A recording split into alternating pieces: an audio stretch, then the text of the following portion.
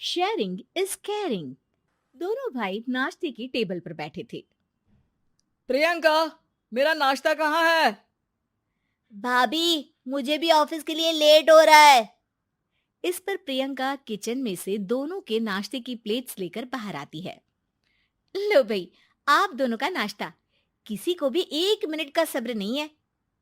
ये प्रियंका का ससुराल है, जहाँ कोई औरत ना होने की वजह से शादी वाले दिन से ही घर के साथ दोनों भाइयों की जिम्मेदारियां प्रियंका संभाल लेती है। दोनों भाई शांति से नाश्ता कर रहे होते हैं कि अंकुश अपने भाई की प्लेट से पराठे का एक टुकड़ा उठा लेता है। आपको पता है ना, मैं खाना शेयर नहीं करता, फिर भी मेरी प्लेट में से खाना जरूरी है क्या? अरे हद हो गई है, मुझे नहीं खाना अब। अंकुर गुस्से में नाश्ता छोड़कर टेबल से उठ खड़ा होता है। अरे, ये कैसा बिहेवियर है अंकुर? एक टुकड़ा ही तो है। एक हो या आधा, मुझे भूख लगी है तो ये सिर्फ मेरा ही है। उसे भी किसी के साथ शेयर करने बैठा तो भूखा नहीं रह जाऊंगा। अरे बाबा ठीक है, अब इस पर भी लड़ाई। दूसरा बना देती हूँ, पर प्लीज ऐसे खाना बीच में छोड़कर मत जाओ। इससे अन्न का अपमान होता है। ओ प्लीज भाभी, ऐसी कोई चीज होती ही नहीं है। आपके पास पैसे हैं, खरीदो और खाओ। अगर नहीं खाया जाए तो फेंक दो। अरे दुनिया में सब यही करते हैं।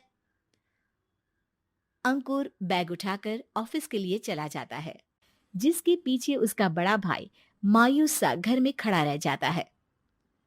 जिसने बचपन से सोने की चम्मच में खाया हो, उसे दुनिया के बारे में क्या पता होगा। वैसे गलती तो हमारी ही है। अगर कभी बचपन में ही सही गलत का फर्क सिखाया होता तो आज ये हाल नहीं होते।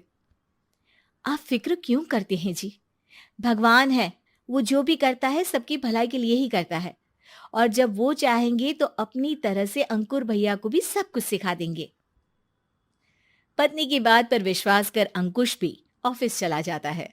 सुबह से दोपहर होती है और अंकुर लंच करने ऑफिस के पास वाले रेस्टोरेंट में पहुंचता है, जहां वो एक साथ बहुत सारा खाना ऑर्डर कर देता है।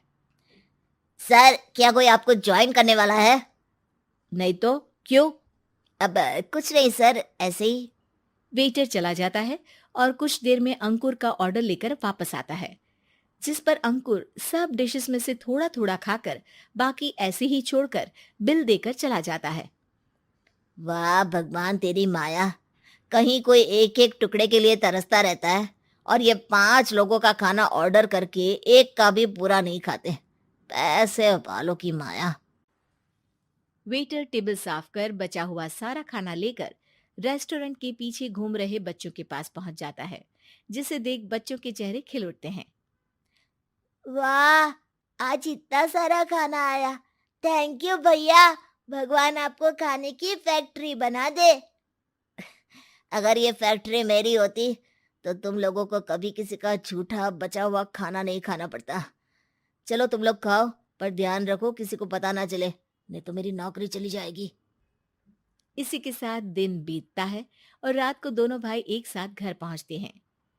कुछ देर में सब डिनर करने बैठते हैं, जहां अंकुश अंकुर को समझाने की कोशिश करता है।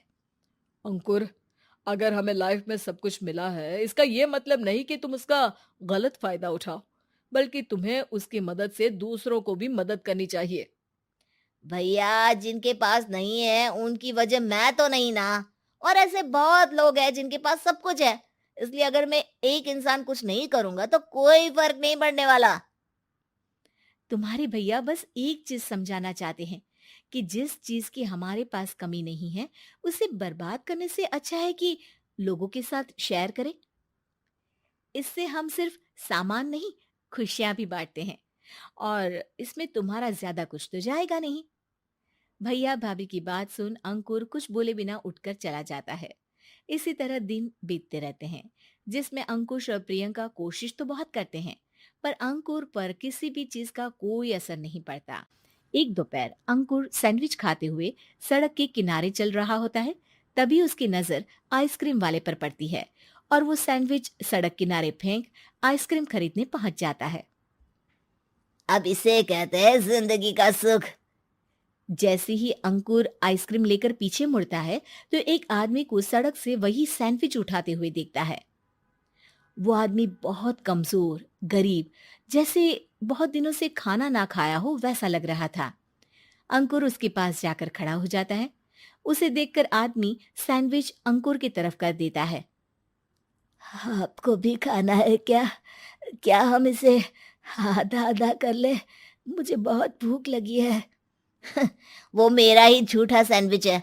तुम दूसरा खरीद कर क्यों नहीं खा लेते? इसे क्यों खा रहे हो? अरे भैया, अगर खरीदने के पैसे होते तो 4 दिन से भूखा नहीं घूम रहा होता। हैं? क्या? तुमने 4 दिन से कुछ नहीं खाया? फिर भी इस आधे सैंडविच को मेरे साथ बांटने के लिए तैयार हो गए? क्यों?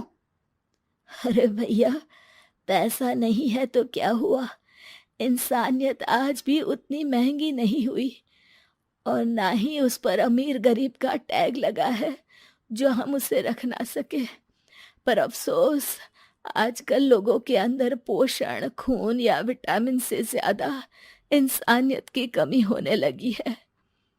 आदमी की बातों से अंकुर को समझ में आ जाता है कि वो आज तक कितना गलत काम करता आ रहा था। इसके बाद से वो अपनी किसी के साथ शेयर नहीं करने और खाने को बर्बाद करने वाली आदत को छोड़ देता है।